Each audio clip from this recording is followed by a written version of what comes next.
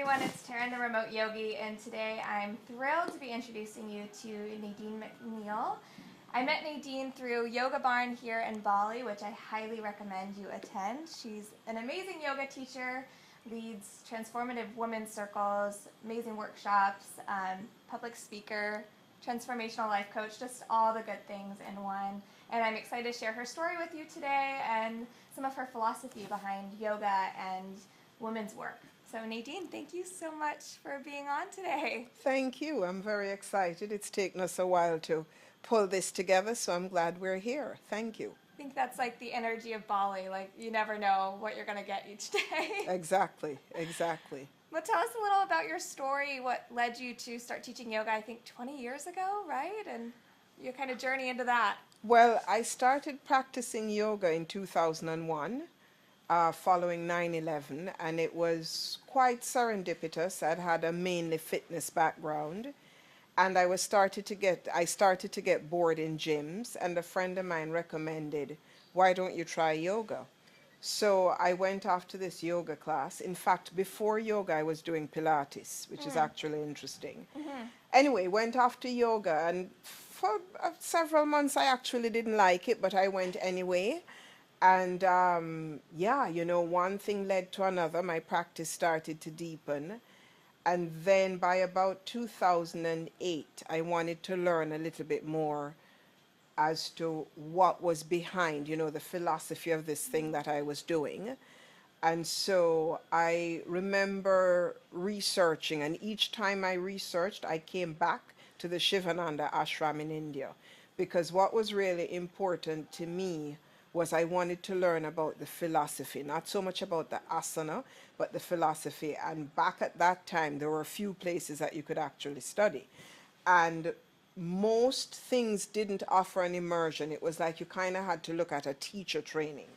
So I decided to, sign up for the teacher training. And I had no intention of being a teacher, as many of us. I hear this all the time. All the time, And here I am in 2019, practicing for 18 years and teaching for about 10. So it's been quite a journey, And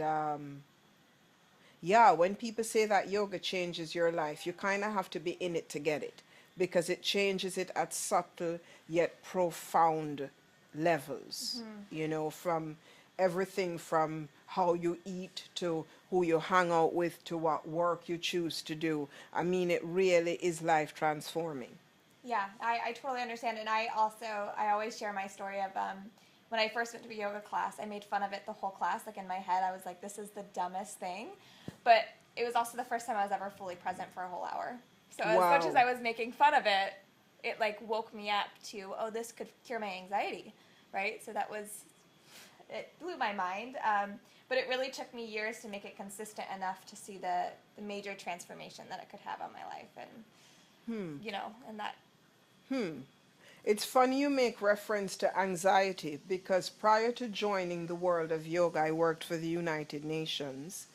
And I first came to Indonesia. I was with UNICEF at the time, following the tsunami in 2004.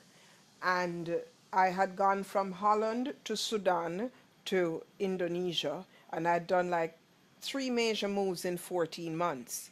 And I remember about 2006, while I was here, there was another earthquake in Yogyakarta in Java. And while I was on that response effort or relief effort, I just didn't feel well. I couldn't quite explain. I started to see stars. I mean, it was pretty scary. And I remember when they took me into the emergency room, my blood pressure was something crazy, like 180 over 110. Wow. Yeah, and I remember I did that entire response on Xanax. And I said, right, this is not how I'm going to live my life. Anyway, I went back to Jakarta, the capital of Indonesia, and I went to see several doctors, and no one could find anything that was wrong with me. I mean, basically, my adrenals were shot, and I was having issues with anxiety. And I remember seeing one particular doctor who said to me, when was the last time you had a holiday? And I actually couldn't tell him. And so he said, I want you to take 3 weeks off, and at the end of that, come back and see me. I managed 2 weeks, and at the end of that, when I went back to see him, he says, your next time might not be that lucky. But the point is, during that period, I bought a one-way ticket to Bali from Jakarta. I had never bought a one-way ticket in my life.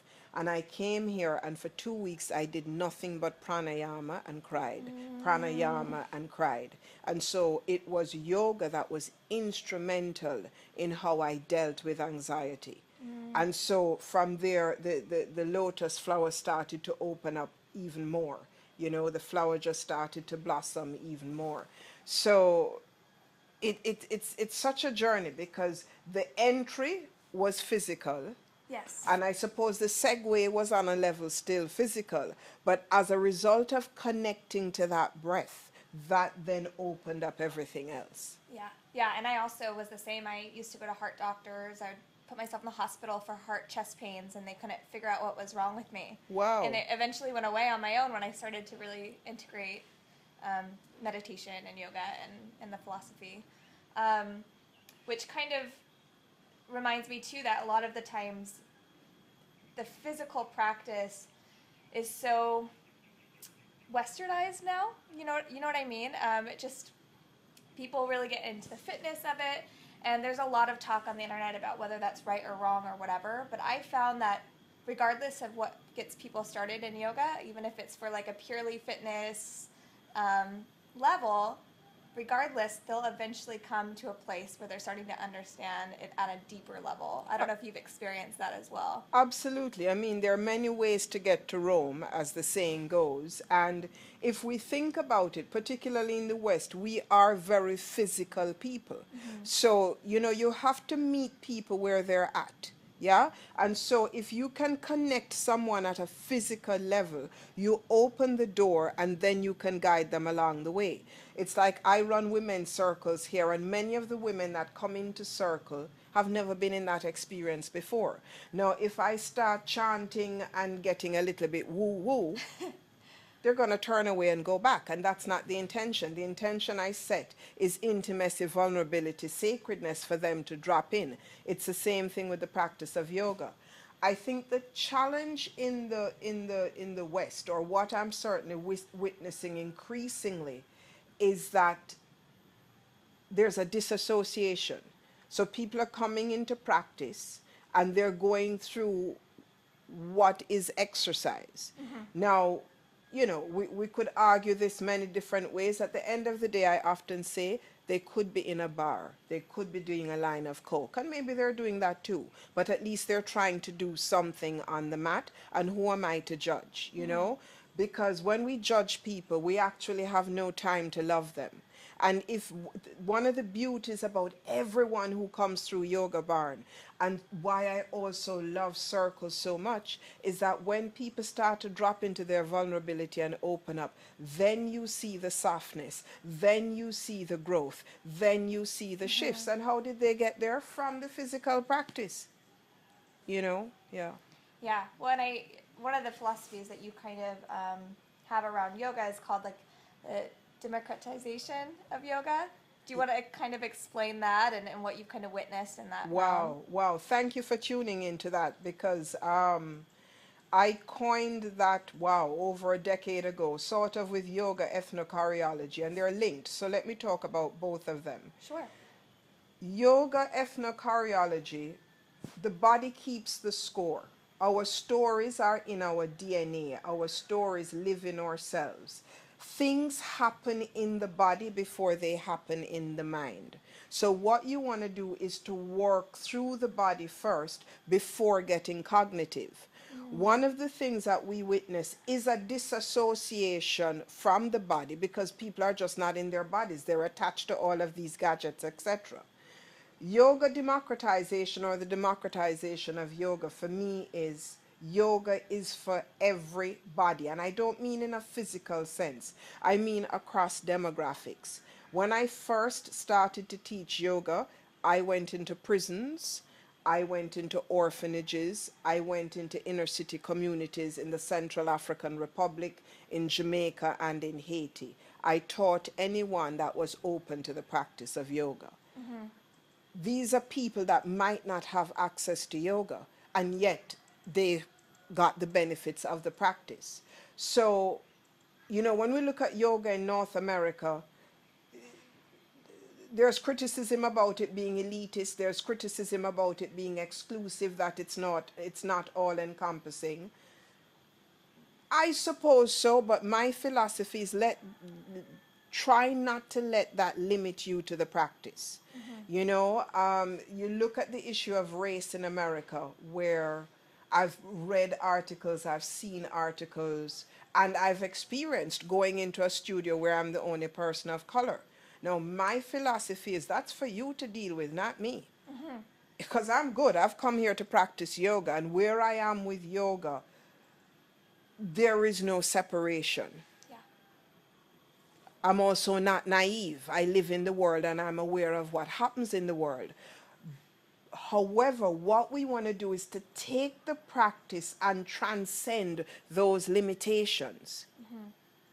You see what I'm saying? Yeah. Yeah. So Yeah. that's what democratization of yoga to me means. And so I struggle with it, but and there are times when you go, well, what are you really saying, Nadine? And I really have to sit with it. And for me, it comes down to, let us open up the practice to everybody. Let us not get stuck in whether or not yoga originated in India or in Africa. If we want to unpack it even further, humanity was born in the motherland. So it stands to reason that that's the origins. But I find so often and too often in the West, and it comes from, you know, this whole egomaniacal stuff, we get stuck in trying to prove what's right. We're here, so let's just be here now. Yeah. Yeah, and not get caught up in how things were or what was, and kind of move forward with an open mind, which I think is even more important when we're moving to this era where there's like Instagram yoga gone wild, where it's just like an ego trip, and the elitist thing is almost amplified when you've got these social media sources just throwing out that yoga is all about headstands and, you know, Right. looking cool in whatever location you are in. And so I think that that's important, that enough of us are taking that language back and saying that's not yoga. You know, yoga is about being human and being flawed and Right. not having the perfect practice and things like that. Exactly. And the perfect practice is an imperfect practice. Yeah. Because, you know, if we go back to people like Patanjali, you know, Patabi Joy, every time that you step on that mat, you are at the beginning. We're all beginners in the practice, you know, and the fact that you're able to put your foot over your head, I want to know what's happening in your heart. The Instagram thing is, yeah, that's a whole nother conversation, because there's a part of it that's a business. You know, Right. Universal Empress, my brand. I'm deeply grateful for the internet, because a lot of that brand was built on the internet. Oh, Yeah, same here. yeah. You know, a lot of my community, yoga community, comes out of the internet, you know. However, we don't want to oversimplify the thing, and I think one of the challenges or the shortcomings of social media and the internet is that it can oversimplify things. You know, all of a sudden we have 30-second soundbite of spiritual advice. You know, some of them are cool. I read some of them and I go, damn this, and yes, I will pass it on to someone else, but I'm also doing a lot of work. Yeah. Yeah, no, that makes sense. And yeah, it can be an amazing platform. It's just part of what I do, and what I've seen you share too is just kind of constantly reminding people of what's real and what's social media too. You know, making yoga feel more approachable and for everybody, and not just these kind of perfect pictures online and that sort of thing. And I know you're talking about your yoga and how it kind of brought you into transformation in your life.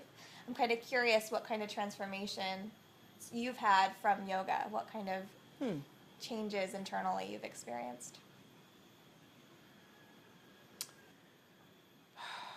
You know, coming from Jamaica, that is a very conservative, patriarchal, Christian-based society. Yoga changed how I looked at myself and how I looked at life. And I don't know if it's just so much yoga. And then we go back again to, well, what is yoga? Yoga for me is consciousness rising. Yoga for me is awareness. And so throughout my work with the UN and traveling across the world, I had to look at life through a very different lens to live. You know, one of the things I spoke of recently is I have spent more of my adult life living in Islamic countries than I have in Christian countries. Yet I hear Christian friends and relatives of mine have some very disconcerting comments to make about those Muslims. And some of the greatest people to me have been those Muslims, you know? So I think, and this is not, every religious philosophy talks about this if we can listen. Seek to understand rather than to be understood. You know, so that was were some areas where things really started to shift for me. And I remember reading one of Osho's book very early on my journey. Question everything, especially your beliefs. Because when we hold to our beliefs steadfast, we're not able to see anything else. And if we think of every paradigm shift that has happened in humanity, it is because someone dared to question their beliefs. You know, I loved my work at the UN. I am still a humanitarian at heart. That's who I am. That's my dharma. That's my purpose. And I just get to do it in a very different way where I really get to connect to people at their heart centers through the practice of yoga. People come to the practice, as you know, for very different reasons. One of my teachers said, some people don't even know why they're there. They don't even know why they're there.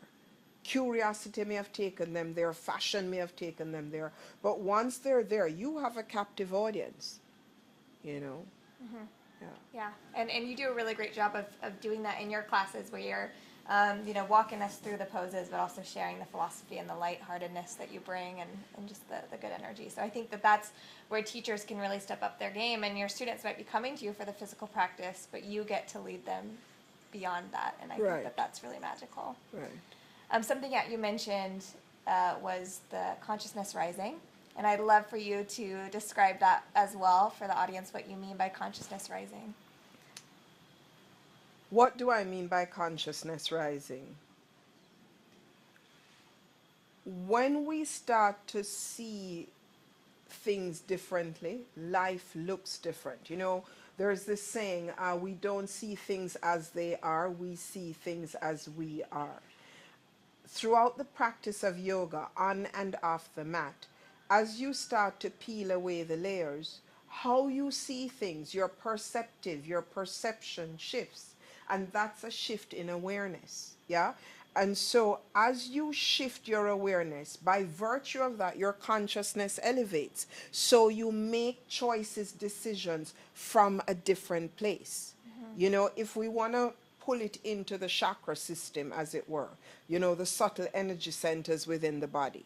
So you look at your first, your second, your third chakras, which are more or less, certainly the first, what we'd call low vibrational energies. Yeah? So you make choices. If that's where you're operating from, then that's where you're going to make your choices from.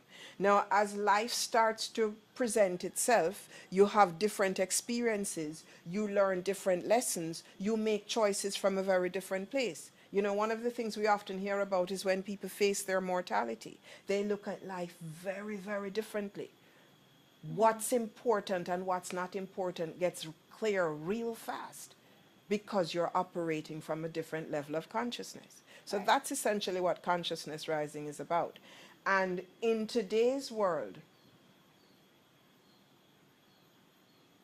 any person who is fortunate enough to breathe, you want to be looking at how you're thinking and shifting that, because it is your individual shift in consciousness, in thought, that is going to ripple out and create the paradigm shift or be the change you want to see in the world. That's where it's going to come from. Yeah, that's so beautiful. And I think having the opportunity to make those shifts prior to facing mortality, or understanding that we're always facing mortality, that it could be just around the corner. Absolutely. And life is shorter than we think, and so just kind of taking that in. And just real quick for some of my audience members who are like newer to the chakra system, just to kind of give some reference, when she's talking about like the lower chakras, think about the root chakra. So I often talk about that being like your security. That's where you're worried about your finances, your house, being able to like survive. So obviously that's kind of low vibration, where you can move up into the heart chakra where you're sharing your love. You're moving up into the throat chakra where you're sharing your true voice. That's higher elevation of consciousness. So I think that's kind of what she was explaining with that, just so you guys know with the chakras. Thank you for that. Sometimes in our yoga speak, we kind of assume that everybody's operating from the same level of consciousness and understands that. And I love that you touched upon the heart, because one of the things I often say is let your heart be your guide. 9 times out of 10, in fact 11 times out of 10, your choices that are heart filled are the most empowering ones. When we get into our head, when we start to rationalize, that's when things get a little bit jiggy. And it's the heart and the gut. Yeah. They will always inform you. Yeah, I talk about that a lot. I mean, being somebody with so much anxiety, and I coach a lot on that, the brain is not going to lead you in the right direction. There's too much overthinking happening. It's more when we can physically feel where it's reacting in the body using the gut, and kind of see what expands, right? When you're using the chest, you're expanding into something that we really love, or that feels like the right choice. So kind of being aware of the physical, which I think is also yoga, teaching people how to connect with that physical space. There's something with like the coaching that you do, and then the transformation. I'm trying to remember the right words. I wrote it down because I didn't want to get this wrong. Ignite others to create and dwell in infinite possibility is kind of your mission, right? Yes, changing lives one breath at a time. Yes. Yeah. Can you explain infinite possibility and how you're trying to ignite that in people? How do I explain infinite possibility? I think an explanation makes it finite. We are so much greater than our mere mortal selves. We are capable of far more than we realize, if we could just step out of our own way. So many of us, including myself, are running around with limiting beliefs, of the way things should be. We're not good enough. We have to educate ourselves some more. We have to get another 300, 200-hour certificate. There's always this striving for more and more and more, and you have more than enough. If just be with just simply be, and that's the infinite possibility. Does that make sense to you? No, absolutely. So if you were dealing with somebody who was feeling really stuck, and like they weren't capable of doing all the things that they imagine doing, like what would be some kind of baby steps with your coaching of kind of getting people out of that space and into the idea of infinite possibility? Well, one of the things, interesting question, very good question. Where we are stuck is something that developed somewhere between the ages of 2 and 18. I'm not a psychotherapist or a psychologist, but I have a fair amount of life experience and study. That 80% of who we are as human beings are formed in that period. Oftentimes, what is limiting us is something that is running constantly in our subconscious and our unconscious, and we're not even aware of the circuitry that's running in our lives. So one of the very first steps I do is to take you through a series of inquiries where you can see where and how you formed that limiting belief. And so once we have gone to that place, then we start to unpack from there. Because many of us don't even realize, it's like, oh my goodness. I had a woman in class the other day. Suddenly it's got like super hot, or is it me? Just like dripping. Anyway, c'est la vie. Bali. This Bali is life. Bali. It's like living in a sauna. I had a woman in class the other day, and I will come back to this in a sec. And at the end of practice, I said to her, what's wrong with your back? kind of looked at me as if I was a little bit loopy. And she said, why? I says, well, there is something going on in your lower back. I could see it in your practice a little bit. She goes, oh, nothing really. She says, you know, when I was about 6 or 7, I tried to jump out of a 3-story building. And I said to her, well, at an energetic level, your body is still holding that energy. Because I felt it very strong. So again, we're back to the somatic experiencing, back to the body. You know, so the body keeps a score. You know, you want to know where things are. This is the dis-ease. Where things are showing up in the body will inform you where your limiting beliefs are. I had a client recently who, very high functioning, successful female professional in the corporate world, and she wanted to come to Bali for X amount of time. She wanted to schedule her massages before she got here. She wanted me to send her the pin from her guest house to the massage place, and I said, this is ridiculous. I said, your thing of coming to Bali is to simply rest. I said, everything that you do where you'd have a very strong physical practice, as you drop into Bali, which is a very feminine energy, you want to drop into that place. I said, if you come into Bali at the frequency you're coming in at, chances are you're going to be sick. And that's exactly what happened. You know? But again, you have to also trust the process. Many people are not coachable. Yeah.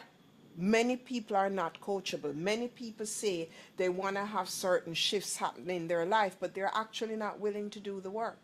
Because one of the things that also happens when you decide to step into that shift is that you're stepping into a vortex of an unknown. You don't know what's going to happen there. Do you trust yourself enough to dive into that process? And only you can answer that question. Yeah, and as a fellow coach who also helps people with a lot of these limiting beliefs, that is it. There are some times where I'll have a consult and I'll tell them, I'm glad that you want coaching, but you're not ready for it, or you know, I might not be the right fit right now, because I can just feel that hesitation or that wall of they're not ready to really make change, which is hard to tell somebody that, but it's just the truth sometimes. You know, it's funny that you say that, because I had someone approach me very recently about assisting them with some work. And when we did our discovery meeting, right off the bat, I realized what this person required was not a coach, but actually a therapist. And so I said, I'm not in a position to support you. However, I can make recommendations. And I think for those of us who work in this business, there's a certain amount of integrity that we must also have, and knowing what we can and cannot do. You know, I recently had someone speak to me about Tantra. I said, Tantra is not an area in the sense that you're speaking about that I have enough information to support you. So, you know, yeah. Yeah, no, that makes sense. Oh, the Bali heat, it's so fun. So talking about coaching and transformational work, some of the most beautiful work I've got to witness you do is through Women's Circle.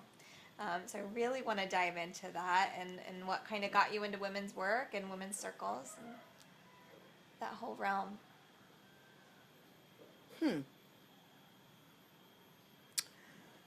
How did I actually drop into this process? About 20 years ago, one of my mentors and dearest friends, a woman by the name of Danitza Anderson, who I am forever grateful for, and I had no awareness of how programmed I was in terms of the patriarchal system.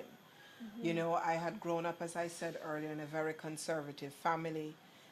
You know, do as you're told, or else do unto others as you'd have them do unto you. Go to school, study, be good. Nice girls don't do this. And then I worked in a highly competitive, predominantly male environment, doing emergency response and logistics for the UN.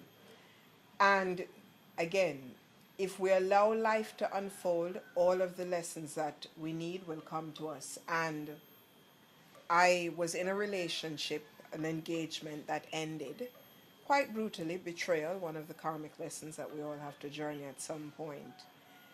And as that relationship was falling apart, what was more devastating to me was not so much the end of the romance, but that my girlfriends kind of all abandoned me as well, Mm.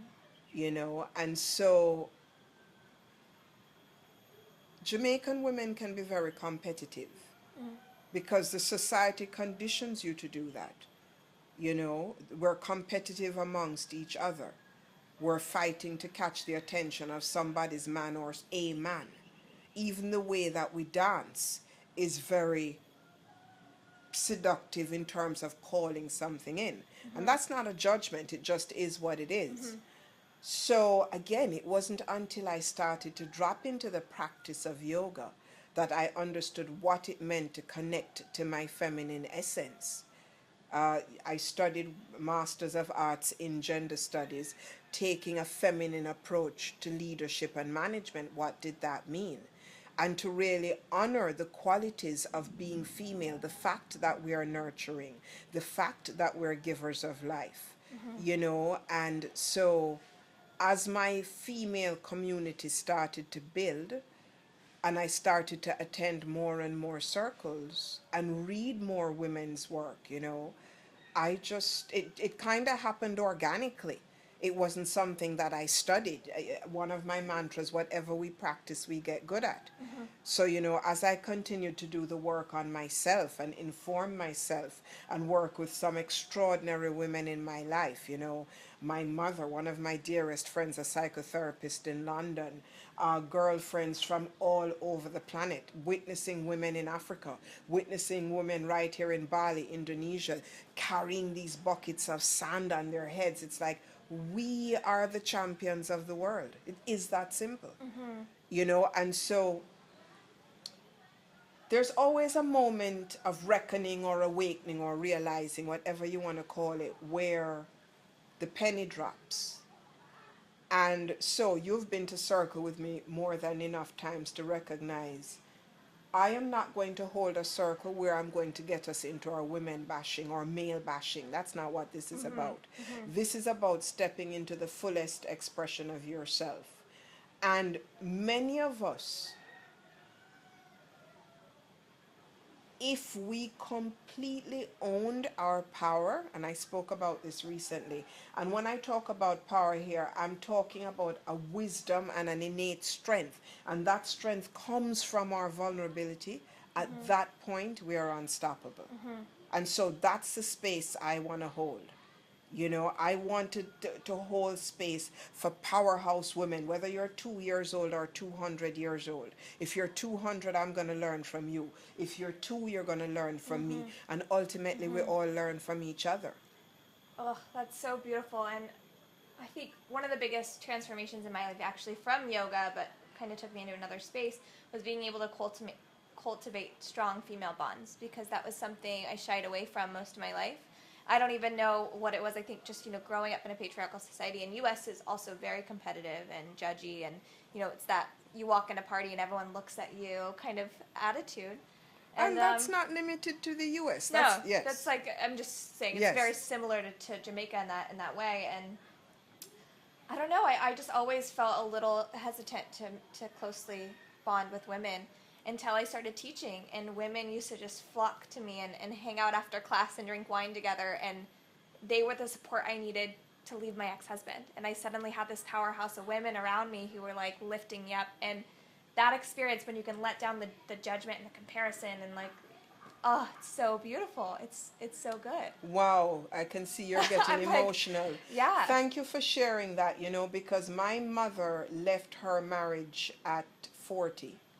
And she often says to me that if she knew then what she knows now, she would never have left her marriage. And one of the things she says to me is, you know, the work that we do, we have the luxury of doing this inner work. You know, they're from a generation where you were focused on putting food on the table. And so, You know, she's in awe of the fact that I have these girlfriends and we have these in-depth conversations and we build community, come into unity. And those communities are based on intimacy. Into me, I see, you know? And it's when you have that bond and that gathering, truly you're unstoppable. I have some incredible women in my life. I was thinking as Women's Day is approaching, you know, just all of these people that I'm so grateful for, you know, and how we show up in different ways. One of my dearest friends, I remember a few years ago, she said to me, try not to mix apples and oranges. Know who your friends are.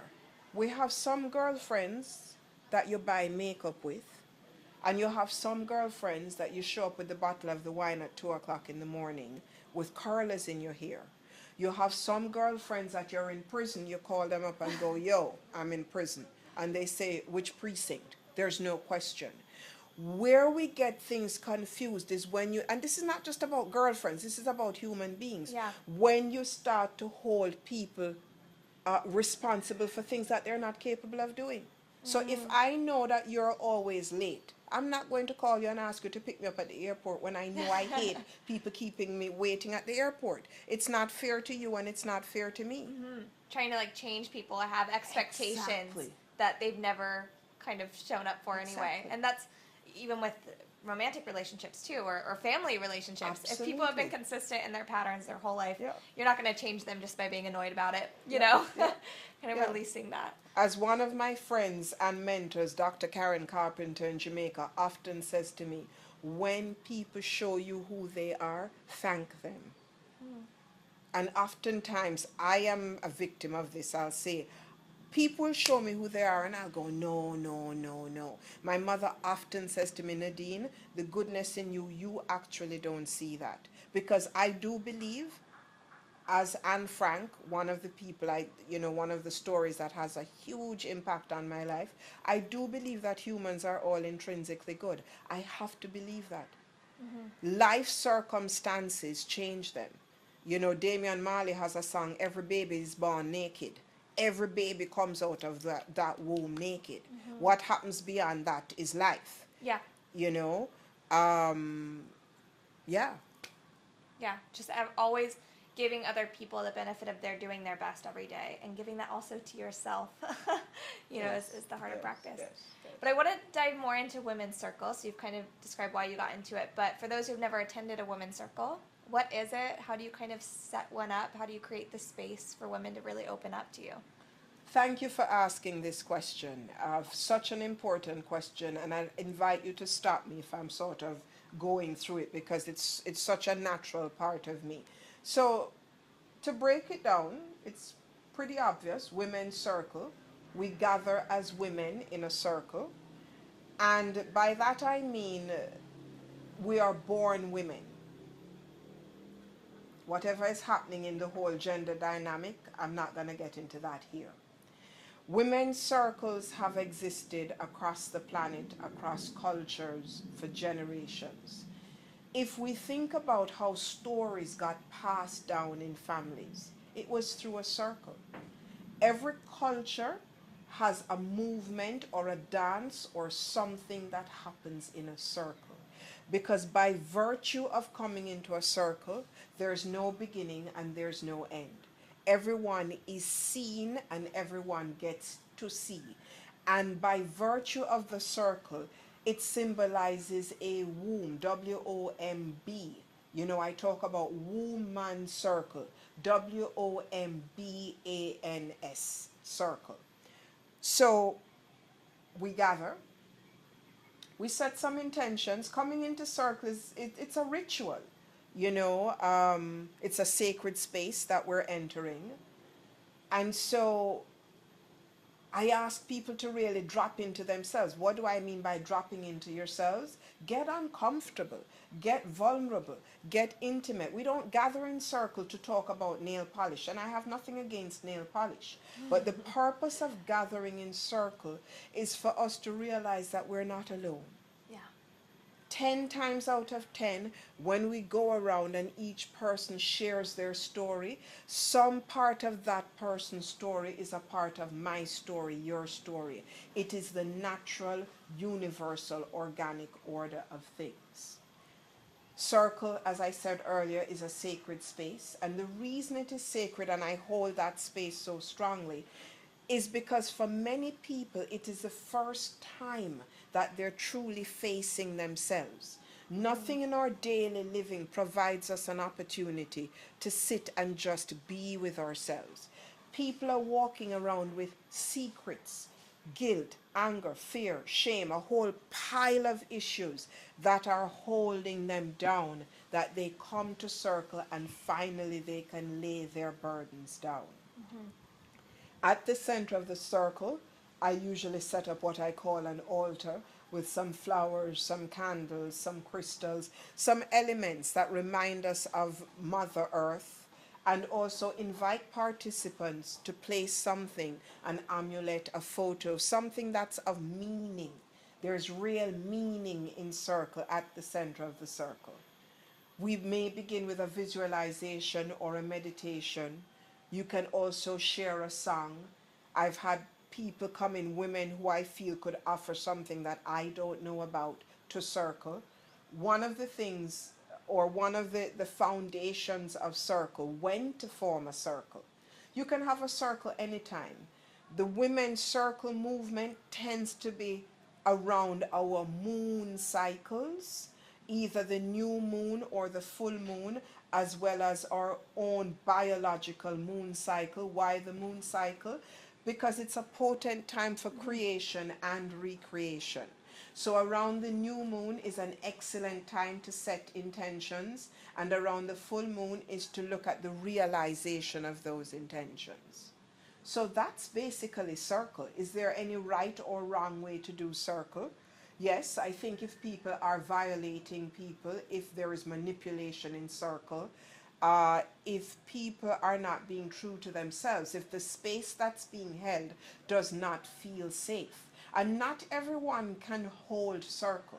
You know, there are moments, there are nights when I come home after holding circle where, you know, I go into a bath and I really sit with myself because I have been bestowed the privilege of someone's massive story. Mm-hmm. There's tremendous respect that has to be paid to that.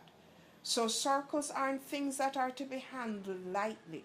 And when it is time for you to hold circle, you will know. Why? Because you will listen to your heart. Mm.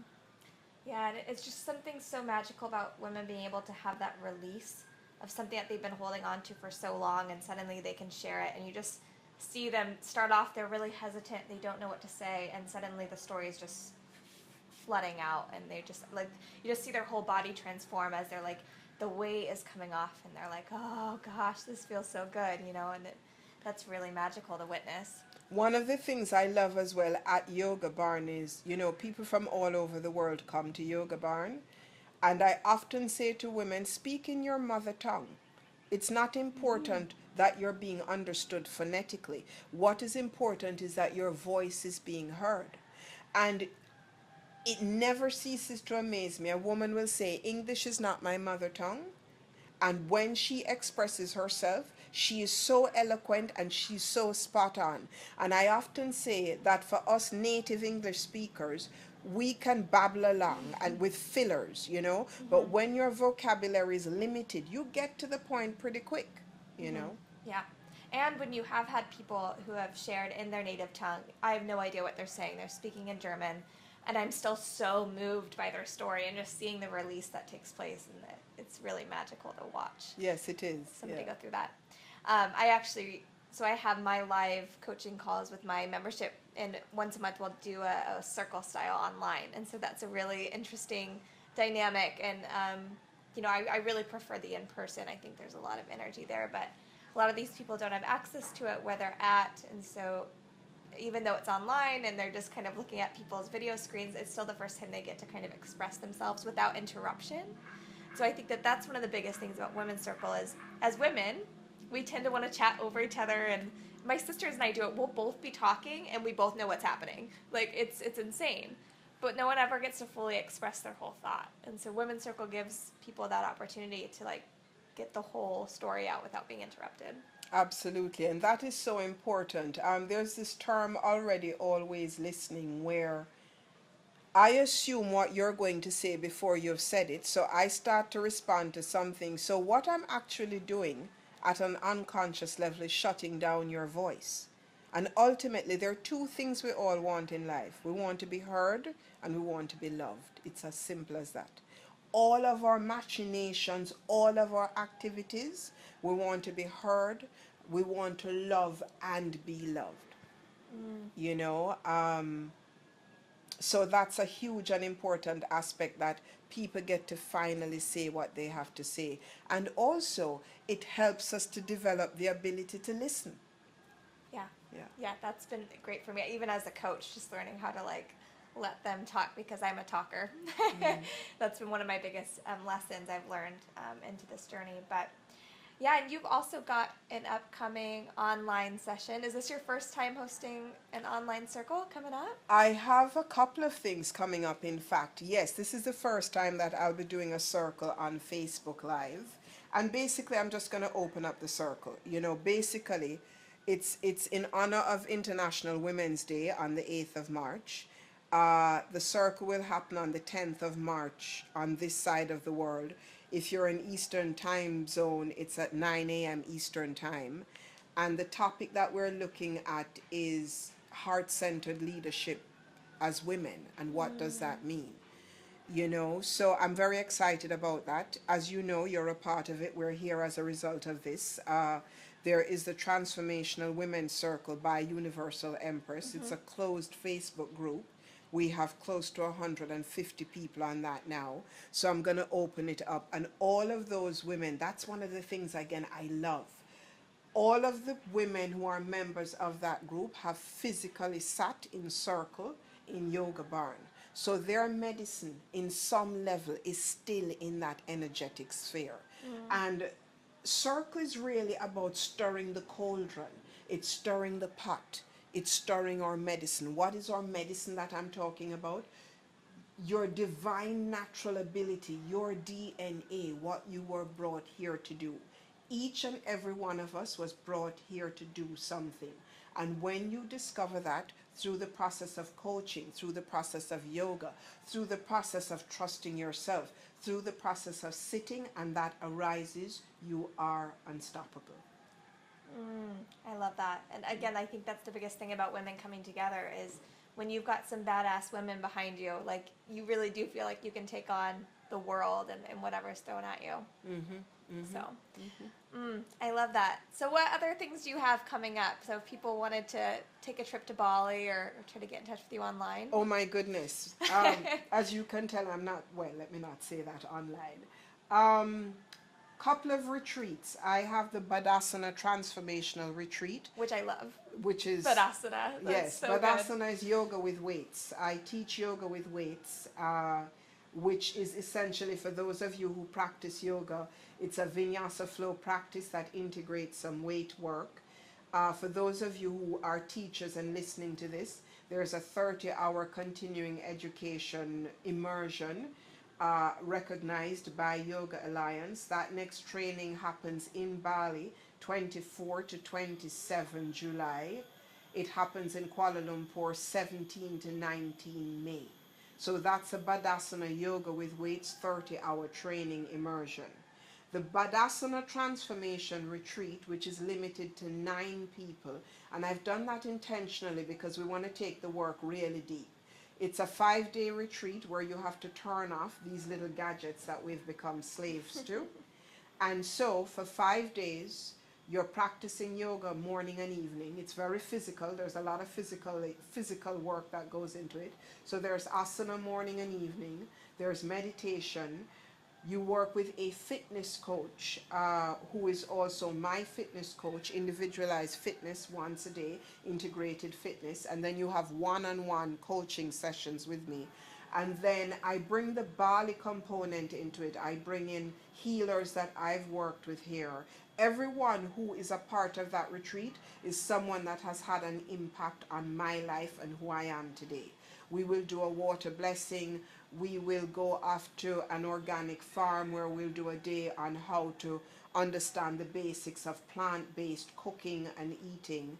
And at the end of it, I guarantee you, you'll be glowing. When is that? It's happening twice, 10 to 14 June and 10 to 14 August. To find out more about this, universalempress.com. That's where to check. And if you want to sign up to the newsletter, log on to universalempress.com and you can see it there. So those are my main offerings coming up that I'm really excited about. The retreats are open to everyone, both men and women. The accommodation is a villa just outside of Ubud that's limited to double and triple occupancy. So you want to bear that in mind as you're coming into the process. But believe me, you're going to shift some stuff. In those 5 days, you will shift some stuff. And I'll definitely link to all of that. And listening to you talking about shifting, I immediately thought of something else I wanted to talk to you about, because we just talked about this the other night, and I am a huge advocate of sharing this information. You talked about spiritual bypassing the other night, and you talking about getting into the badass work, getting into like the actual nitty gritty means that we can't spiritual bypass. So explain what that is and kind of your philosophy against it.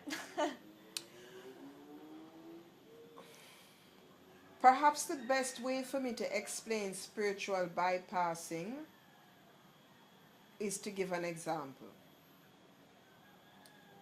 I am dealing with a situation right now, and the details of the situation are irrelevant. And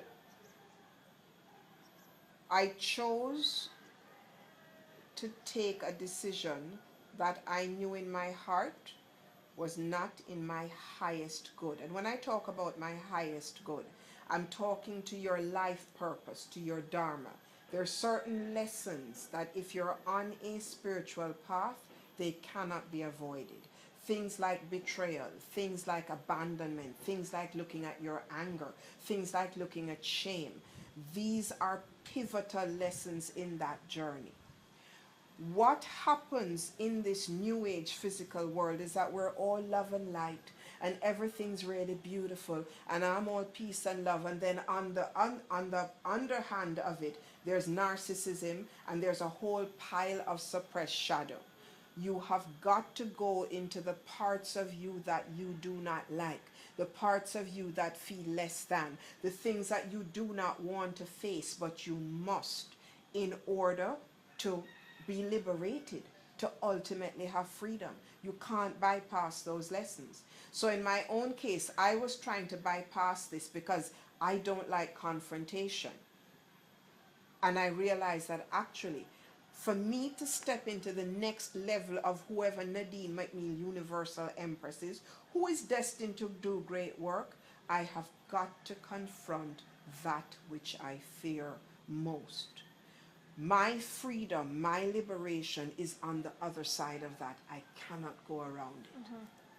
Yeah, so it's just kind of that idea of like, just be positive, like just stay on the light always.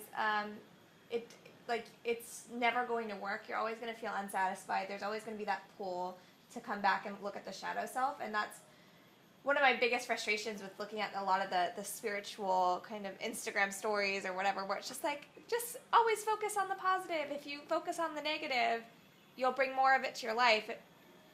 Yeah, you don't want to like direct all your attention to the things you don't want, but if you don't ever work through those lessons, if you never like work through why the anger, why the fear, why the sadness is coming up, if you just try to shut it away, it's always going to have a hold on you. As a coach, I'm sure you experience this. There are two things that send off alarm bells for me. Anytime someone says to me, oh, I had a happy childhood. My childhood was perfect. I go, okay. And the other one that you get is, oh, I just want to be happy. I don't sell happy. Yeah. You know, right there, you know, there's bypassing that's taking place. Or I never get angry. Ooh. Or the other one you get is I never cry. Ooh la la. Yeah, something's blocked. Yeah. Yeah, no, I relate because most of my life I've always said I never get angry either, which is still an emotion that's harder for me to bring out. But when I have it, I like now let it come out, and it's a totally different experience. Because we weren't conditioned to be angry. Women were not supposed to be angry. It's not, nice girls don't get angry. Nice girls don't raise their voices. And again, our anger is misconstrued as being emotional or vice versa. And as I often say, if you can understand the emotion of anger, anger, when properly channeled, is like rocket fuel. You can move mountains. But again, you cannot try to press it away because it will come up in another place when you least expect it. I know that when I am angry and I have not processed it, I'm not in my full power. Yeah, yeah, and when you never allow yourself to fully recognize the emotions that have created who you are today, you're going to keep repeating the same patterns over and over again and not understand why you're with the same asshole over again. Exactly. And, why you're feeling stuck again and all these things. Because I'm just focusing on being happy. I should be fine. Yes. It is really very beautiful. I am honored, both for myself and for you, that we've come quite a way in this discussion before relationships have come up, which tells me that we've done a fair bit of work. And I read something recently that really resonated for me. The statement was something to the effect that men fall in love with you when you allow them to do for you. And I sat with it for a while. And my previous pattern in relationships was to run rescue missions. Men don't want to be rescued. It emasculates them. So the best thing I can do in developing a relationship is developing a divine, intimate, feminine relationship with me. Yeah. And so often, time and time and time again, and there's no blame. It's how we've been conditioned. It's what we read, it's what we see on the media, etc. The most intimate relationship that you can ever develop is with yourself. This is why I say self-love is a practice. Because who you are calling into your life is a reflection of where your level of consciousness is in your life. All of these things are interconnected. So as we find ourselves as human beings, because relationships are in a crisis at the moment, Yeah. because no one wants to be intimate, no one wants to be vulnerable, then you take one of these gadgets that says swipe left, swipe right. Really? And you get to present yourself in this perfect little package Exactly. ahead of time. Exactly. Yeah. That's not how relationships work, So what is a relationship? A relationship is life. There's a point at which, for you to also deepen in life, you want to share your life with someone else. I often say, by virtue of the fact that naturally we cannot reproduce on our own, we were not meant to live alone. Yeah, and it's perfect. This is actually coming out about halfway through my online self-love course that we're going through right now, and that's one of the big things I teach too is we want to have these amazing relationships, and we want to present ourselves as amazing mothers and amazing friends and amazing all these things. But if we're not stopping and taking care of ourselves, we'll never be able to fully show up for those relationships, for those roles, because we're depleted and we don't know even like who we are to be able to show up in those places authentically. So Yeah. I love that you touched on self-love. I'm glad we got around to that. Yeah. Perfect. Well, I don't want to take up much more of your time here. We got to get out to Bali, except we might be stuck here. Storm's coming in, but It's kind of funny. The weather does this every day around this time. Like when we were supposed to meet earlier, it might rain for a little bit. Luckily, I'm just going straight down the street for my next appointment. So I'm just going to hop on the bike and head there. But I really want to say thank you for the privilege of this. I've really enjoyed this conversation. And, one of the beauties of who I am and what I do is that I'm constantly learning. People see me as the teacher. I'm actually the humble student because you show up and you teach me so much about myself and life. So thank you for the privilege. I say the same thing. I love Thank that. Just two more quick questions to kind of wrap it up. Where can people find you online? You said universalempress.com. Where are you at on social media? Social media, it's the same tag throughout. Universal Empress on social media. Facebook, Universal Empress is my public page. There's Nadine McNeil. The website is universalempress.com. I'm not a big Twitter person, so there is a Twitter account that is managed by my assistant. I think it's univempress.com. So those are some of the ways to find me. And good old Mama Google, who is Nadine McNeil, and I'll pop up all over the place. On YouTube, also universalempress.com. And if you're on the blog, of course, there'll be the links there. If you're on YouTube, Facebook, head over there for more information on Nadine. I'll make sure to do some good posts.